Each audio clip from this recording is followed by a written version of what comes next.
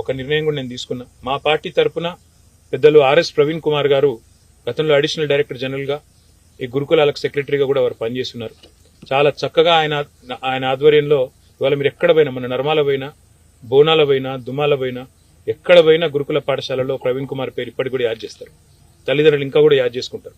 ఆ ప్రవీణ్ కుమార్ గారి నేతృత్వంలో మా పార్టీ తరఫున ఒక అధ్యయన బృందం వేస్తుంది.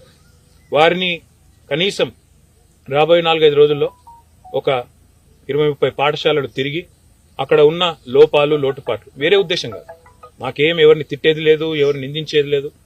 దయచేసి ప్రభుత్వం దృష్టికి ఆ నివేదికను నిష్పక్షపాతంగా అందజేస్తాం. ప్రభుత్వం కూడా మేల్కోవాలి.